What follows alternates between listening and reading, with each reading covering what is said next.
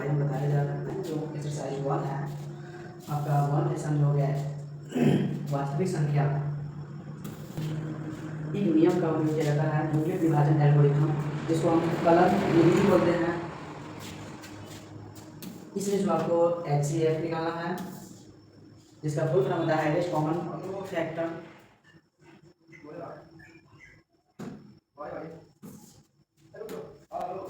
Exercise जो 1.1 में है, ऑप्शन 1 जो है बोल रहा है कि निम्नलिखित संख्याओं को अभाज्य गुणनखंडों के गुणनफल के रूप में व्यक्त कीजिए। तो एक नंबर का देखिए एक्सरसाइज में का 1 में है 140 का जो है अभाज्य गुणनखंड करना है। इसमें आपको 2 से 70, 2 से 35, 2 अब ये 5 से लगेगा और इसका जो आभाज्य गुणनखंड के रूप में है अतः 140 इक्वल टू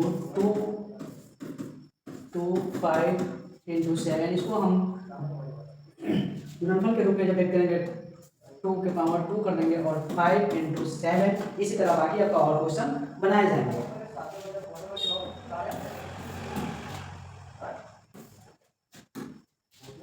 दो नंबर क्वेश्चन जो बोला जा रहा है, इसमें आपको एक नंबर में है पूर्णांकों के निम्नलिखित युग्मकों के HCF और LCM ज्ञात कीजिए तथा इसकी जांच कीजिए कि दोनों संख्याओं का गुणनफल बराबर HCF गुने LCM है।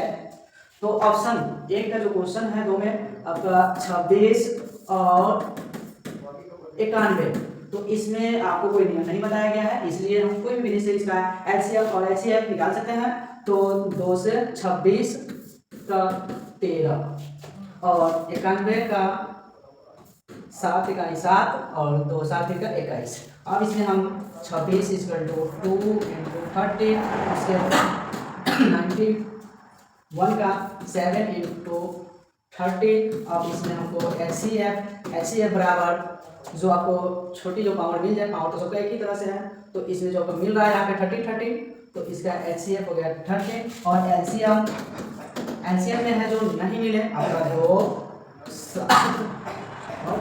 13। अब इसको मल्टीप्लाई कीजिए 13 से 91 का डबल कर दीजिए 2 8 गुना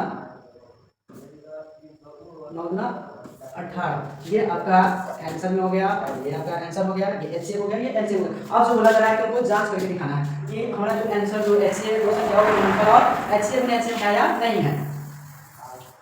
तो अब जांच में देखिए, जांच में है इसमें आपको दो संख्याओं का गुणनफल बराबर, अगर तेरा हो गया हो तो इसको साफ कर देते हैं, बराबर HCF गुने LCM। अब दो संख्या, जो पहली संख्या आपका 91 हो गया और दूसरी संख्या इसमें आपका 26 हो गया और HCF जो को 13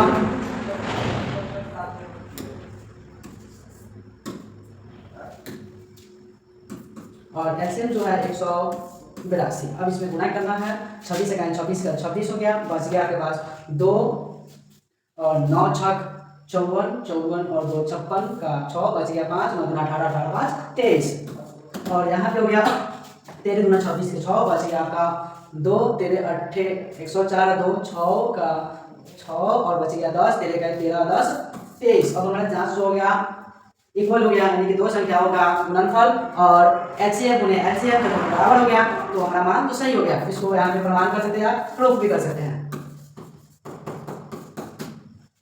अब आगे है आपका तीसरा नंबर क्वेश्चन जो बोला जा रहा है अभाज्य गुणनखंड विधि द्वारा निम्नलिखित पूर्णांकों के HCF और LCM ज्ञात करना है। अब विधि जो है, अब आपका अभाज्य गुणनखंड यहाँ पे बोला जा रहा है, इसको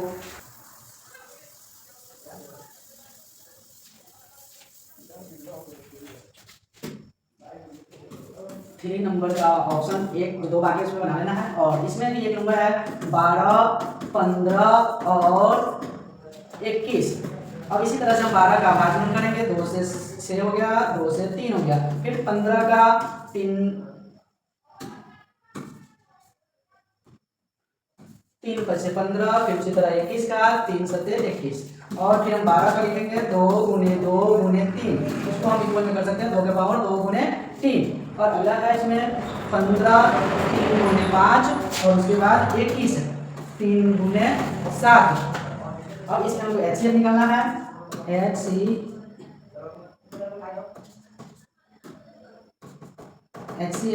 एचसीएफ में जो मिले उसका पावर फर्स्ट होता है, तो सभी में 3 मिल रहा है, तो आपका एचसीएफ हो गया 3, और एलसीएम में आपका नहीं मिलने में 2 के पावर 2 और गुने 3 गुने 5 गुने 7, तो 2 गुना 4 4 के 12 12 बचे 60 और 60 की जरूरत है 64 से 42 420, ये आपका आंसर हो गया एलसीएम और ये आपका एचसीएफ का। आगे है आपका 4 नंबर क्वेश्चन कहा जा रहा है कि एचसीएफ जो 306,657 बराबर 9 दिया गया है, तो एलसीएम 306,657 ज्ञात कीजिए। 4 नंबर क्वेश्चन, HCF 306,657 बराबर 9 दिया है। अब जो निकालना है, ज्ञात करना है LCM 306,657 इक्वल टू निकालना है। अब यहाँ से आपका एलसीएम का सूत्र लगाना है। LCM 306,657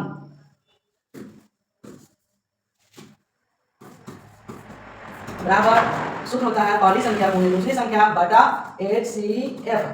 तो पहली संख्या इसमें 657, दूसरी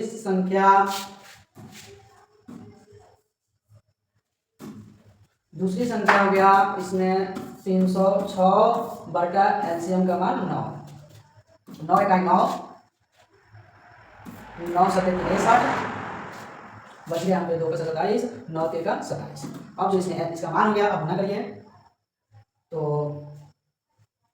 6 3 का 18 के 8, हाथ में बच गया 1 और 6 सत्ते 42 43, जो गुना करके खत्म हो गया 3, 6 18 में 1 6 सत्ते 42 और 41 के हाथ में 4 और ये खत्म 3 3 9 9 4 13 के 3, बच गया हाथ में 1 और 7 का 21 1 22, यही आपका आंसर हो गया 22 33 8। तो नोट कर लीजिए। अगला है जांच कीजिए कि क्या किसी प्राकृत संख्या n के लिए संख्या 6 के पावर n अंक शून्य पर समाप्त हो सकती है। 5 नंबर क्वेश्चन है आपका।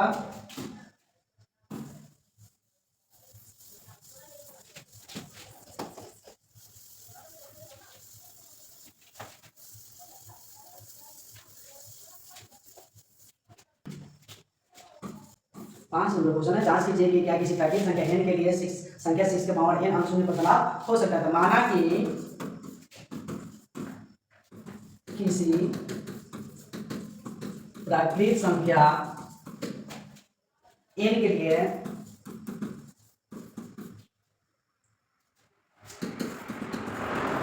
संख्या 6 के पावर n पर तभी अंक शून्य पर तभी समाप्त हो सकता है जब गुणनखंड 2,5 हो। प्राकृत संख्या 1 2 3 4 6 के पावर 1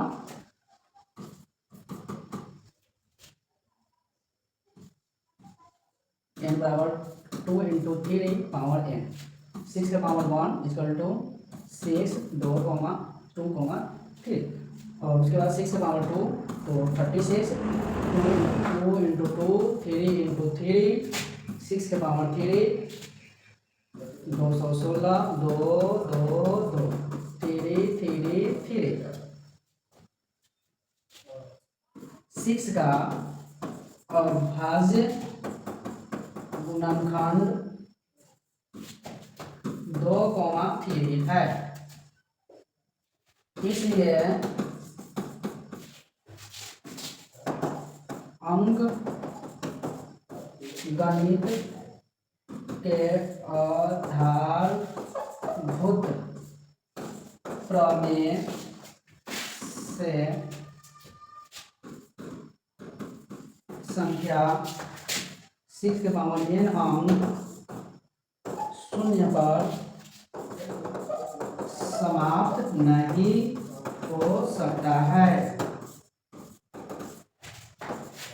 इसका आंसर हो गया। इसी तरीके से बनते हैं और पीछे बनते हैं, इसको नोट कर लीजिए। अगला है क्वेश्चन जो आपका 6 नंबर है, क्या क्या कीजिए 7 × 11 × 13 + 13 और 7 × 6 × 5 × 4 × 3 × 2 + 1 + 5 भाज्य संख्याएं क्यों है, ये अगर नोट हो जाए तो इसको साफ कर सकते हैं।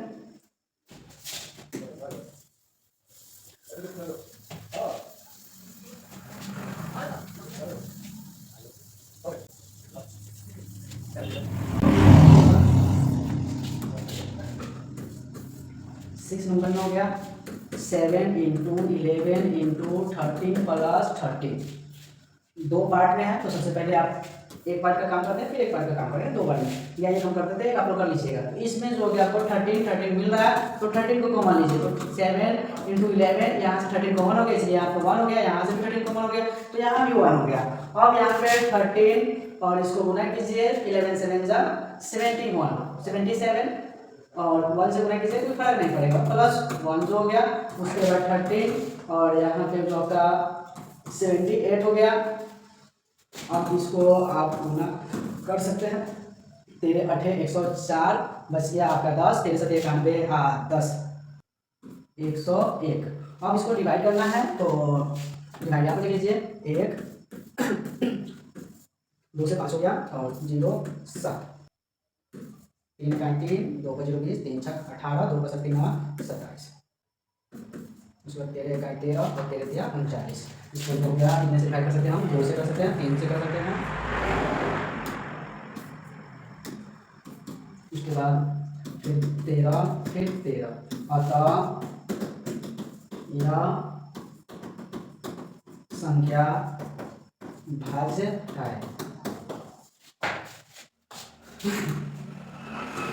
अगला है 7 नंबर की, किसी खेल के मैदान के चारों ओर एक वृत्ताकार पथ है। इस मैदान का एक चक्कर लगाने में सोनिया को 18 मिनट लगते हैं, जबकि इसी मैदान का एक चक्कर लगाने में रवि को 12 मिनट लगते हैं। मान लीजिए कि वे दोनों एक ही स्थान और एक ही समय पर चलना प्रारंभ करके एक ही दिशा में चलते हैं, तो कितने समय बाद वे पुनः प्रारंभिक स्थान पे आ जाएंगे। सोनिया को 18 मिनट और रवि को 12 मिनट, 18 का 18, 18 गुना 36, 18 3 54 डॉट कर दीजिए, 12 का 12,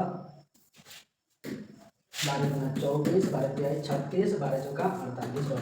अभी जो है दोनों में 36 का मिल रहा है, यानी इसका पुनः प्रारंभिक स्थान जो होगा 36 मिनट में होगा। अतः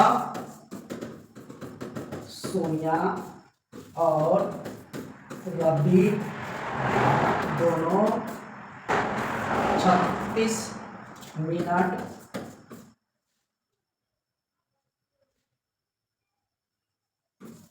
के बाद में पुनः प्रारंभिक स्थान पर मिलेंगे। इस तरह आपका एक्सरसाइज 1 आपका कंप्लीट हो गया। अगर आपकी एक्सरसाइज 1.2 है, ऑप्शन जो क्वेश्चन इसमें 3 है, ऑप्शन 1 में है आपका सिद्ध कीजिए कि √5 एक अपर्णीय संख्या है। चलिए तो आगे इसको देखते हैं, एक नंबर क्वेश्चन को देखते हैं। सिद्ध कीजिए कि √5 एक अपर्णीय संख्या है। तो सबसे पहले हम इसमें लिखेंगे हल। क्वेश्चन हमारा वही रहेगा, अब इसमें हमको इसको मानना है। लिखेंगे कि माना कि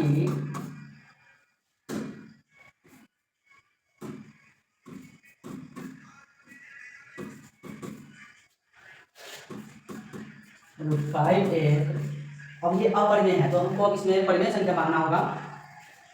एक परिमेय संख्या है।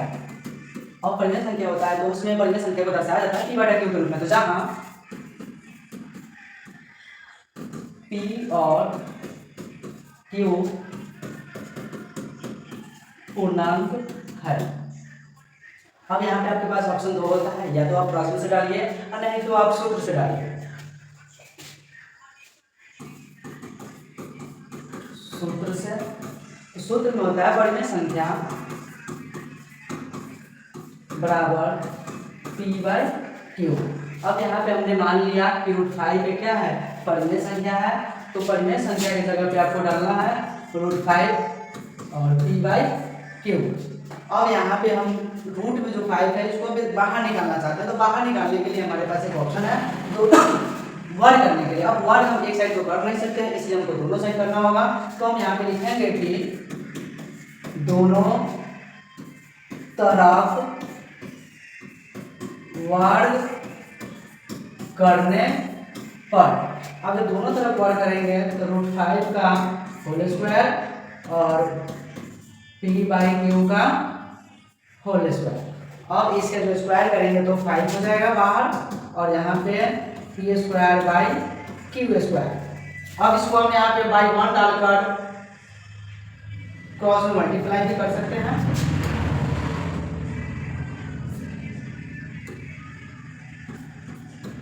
तो क्रॉस में मल्टीप्लाई करेंगे तो P का 1 में गुना होगा और Q का 5 में गुना होगा, यानी कि P² बराबर 5Q²। अब यहाँ हो गया आपका P बराबर, यहाँ पे 2 P हो गया, स्क्वायर का मतलब होता है 2, तो P गुने P, एक P से हम लेंगे और एक P का मान यहाँ डिवाइड में डालेंगे, तो P/Q²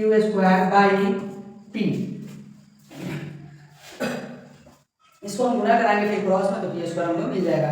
अब यहाँ पे लिखेंगे अतः P अब यहाँ पे हमको ऑलरेडी यहाँ पे मिला हुआ है P और Q क्या है, पूर्णांक है, तो इसमें हम P एक पूर्णांक है। लेकिन अब ये जो ऑप्शन हमारे पास बचा है 5Q²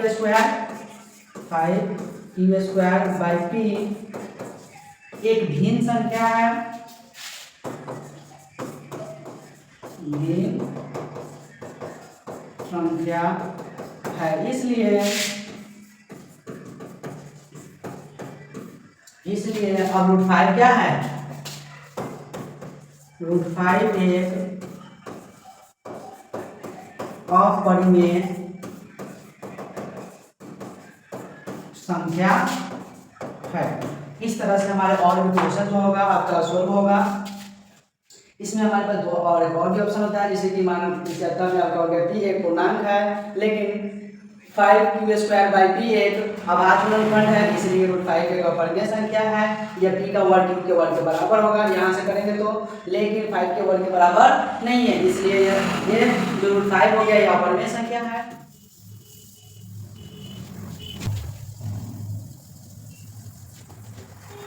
दूसरा क्वेश्चन सिद्ध कीजिए कि 3+2 √5 एक अपरिमेय संख्या है। तो इसमें भी हम उसी तरह से जो पहले तरह जो माने हैं उसी तरह से मानेंगे, पर इसमें आपको बीच में प्लस आ गया है, इसलिए थोड़ी सी इसका मान जो थोड़ा सा अलग निकलेगा, लेकिन बनेगा उसी तरह से आपका। इसमें भी हम लिखेंगे माना कि 3+2 √5 एक अपरिमेय संख्या दिया गया है, तो हमको परिमेय मानना होगा तभी यह हम सिद्ध कर पाएंगे, तो इसलिए इसको भी बोलेंगे माना कि 3+2 √5 एक परिमेय संख्या है। अब इसमें भी जब परिमेय संख्या है तो P/Q के रूप में होगा, तो जहां P और Q पूर्णांक है, इसमें भी हम उसी तरह से करेंगे, प्लस भी डाल सकते हैं या तो हम सूत्र से भी डाल सकते हैं। तो इसमें हम क्या करते हैं, डालते हैं सूत्र से ही। तो परिमेय संख्या बराबर P/Q होता है। अब परिमेय संख्या जो हम यहाँ पे माने हैं 3+2 √5, 3+2 √5 बराबर P/Q। अब यहाँ भी रूट में है तो इसको हमको बाहर निकालना है, तो दोनों तरफ वर्ग करेंगे, पहले की जो क्वेश्चन 1 नंबर बनाया है उसी तरह से। अब इसमें भी है कि दोनों तरफ वर्ग करने पर, तो दोनों तरफ जब वर्क करेंगे तो 3 प्लस 2√5 का होल स्क्वायर हो जाएगा और इधर आपका p बाई क्यू का होल स्क्वायर। अब यहाँ पे जो 2 हो गया ये आपका a प्लस बी की तरह हो गया, a प्लस बी का होल स्क्वायर जो सूत्र होता है a प्लस बी का होल स्क्वायर यानी a square plus 2ab plus b square, या इसी को और भी तरह से लिखते हैं a square plus b square plus 2ab। तो यहाँ पे आपका 3 का whole square plus 2 into 3 into 2√5 plus 2√5 का होल स्क्वायर बराबर p बाई क्यू का होल स्क्वायर। अब यहाँ पे 3 का स्क्वायर करेंगे तो 3 3 जा 9 प्लस 2 3 जा 6 6 2 जा 12 12√5 और अब यहाँ पे हो जाएगा स्क्वायर 2 2 जा 4 4 इधर रूट में 5 है तो उसका बाहर 5 निकल जाएगा 4 5 जा 20 और फिर इक्वल में हो जाएगा आपका p square by q square. अब यहाँ पे जो है आपका 20 प्लस 9 जो एक जाति का है तो ये हो गया 29 plus 12√5 equal to p square by q square. इसमें भी मल्टीप्लाई हम क्रॉस में कर लेंगे तो नीचे 1 जाएगा यानी p स्क्वायर बराबर 29 प्लस 12√5 इंटू क्यू स्क्वायर। अब हम चाहेंगे तो इतना भी छोड़ सकते हैं, नहीं तो और नीचे डिवाइड करके तो p बराबर 29 प्लस 12√5 क्यू स्क्वायर और बट्टा p।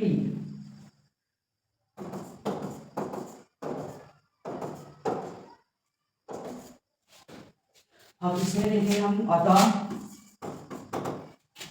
पहले की तरफ p एक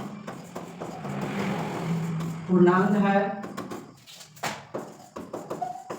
लेकिन ये जो आपका हो गया 29 प्लस 12√5 क्यू स्क्वायर और बटा p एक भी संख्या है इसलिए 3 प्लस 2√5 एक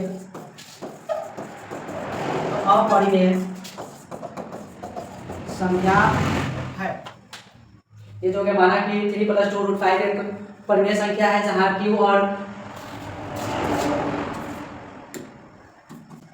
और q पूर्णांक है। सूत्र से परिमेय संख्या बराबर p बटा q 3 plus 2√5 equal to p by q दोनों तरफ वर्ग करने पर 3 प्लस 2√5 का होल स्क्वायर और p बाई q का होल स्क्वायर। अब यहाँ से a प्लस b का होल स्क्वायर हो गया तो a स्क्वायर यानी कि 3 का स्क्वायर प्लस 2ab तो 3 into 2 into 3 into 2√5 plus b का स्क्वायर यानी कि 2 इंटू √5 का होल स्क्वायर बराबर में आपका equal p square by q square. अब यहाँ से हो गया 3 3 जा 9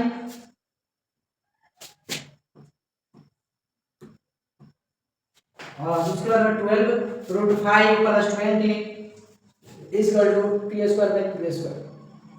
तो उसके बाद हो गया आपका 29 plus 12√5 equal to p square by q square. Cross में मल्टीप्लाई कर देंगे तो वो नीचे 1 छुपा हुआ रहता है तो p 1 में p से गुना होगा p स्क्वायर और इनटू में जो हो गया आपका 29 प्लस 12√5 का q स्क्वायर इधर से गुना हुआ है। अब यहाँ पे डबल p है तो p बराबर है मान लीजिए 29 प्लस 12√5 और q स्क्वायर बाई p। अब यहाँ तक अंकड़ा बन गया। इसके बाद में हम क्या करेंगे अतः p एक पूर्णांक है लेकिन √29 plus 12√5 q square by p एक भिन्न है या अभाज्य गुणनखंड है इसलिए 3 प्लस 2√5 एक अपरिमेय संख्या है।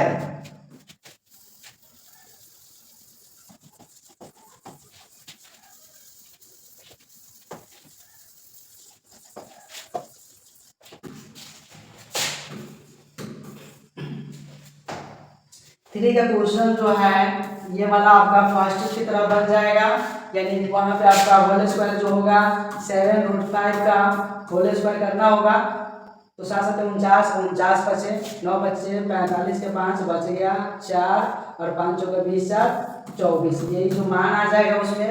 और 2 नंबर की तरह आपका ये वाला भी क्वेश्चन हो गया सेम टू। और बस लास्ट एक क्वेश्चन जो बच गया आपका 3 का 1 नंबर। तो 1 नंबर आप देख लीजिए, उस टाइप से अगर क्वेश्चन एग्जाम में आते हैं तो आपसे छूटना नहीं चाहिए। और ये सेम टू आपको उसकी तरह 1 नंबर क्वेश्चन की तरह बन जाएगा, आपका 3 नंबर क्वेश्चन 2 नंबर की तरह बन जाएगा। और 1 नंबर क्वेश्चन हम फिर से आपको बता देते हैं, ये जो एग्जाम में आपको क्वेश्चन आते हैं प्रत्येक साल आपको 2 नंबर का क्वेश्चन का इस तरह से आपको सीधी करना रहेगा। और सबसे सरल और इजी तरीके से सीध किया गया है, आपको कभी कहीं भी परेशानी नहीं होगा सीध करने में। अब यहाँ पे भी है, ये बोला जा रहा है कि अपरिमेय संख्या है। अब अपरिमेय संख्या है तो इसको हमको क्या करना है, सबसे पहले परिमेय संख्या बनना है। तो यहाँ पे हम लिखेंगे माना कि 1/√2 एक परिमेय संख्या है। तो इसमें जो कि आपका जहां P और Q पूर्णांक है।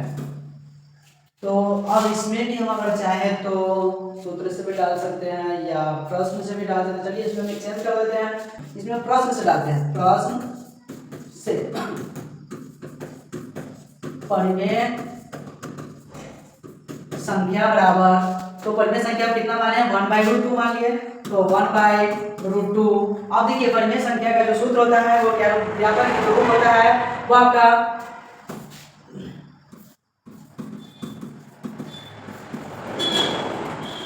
परिमेय संख्या का व्यापक रूप होता है P/Q। तो यहाँ पे परिमेय संख्या की जगह पे क्या आ जाएगा आपका P/Q। अब यहाँ पे 1/√2।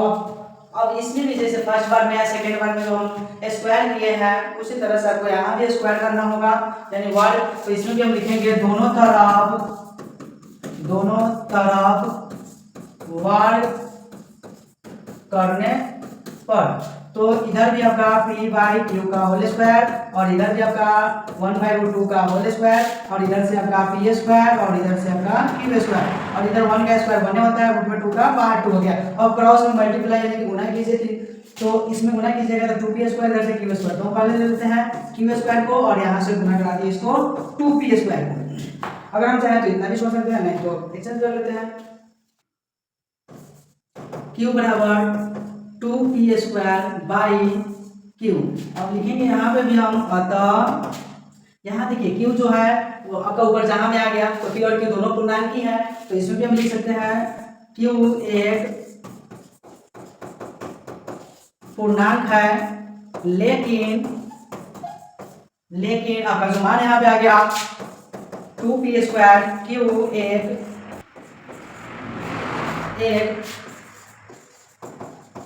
अभाज्य गुणनखंड है,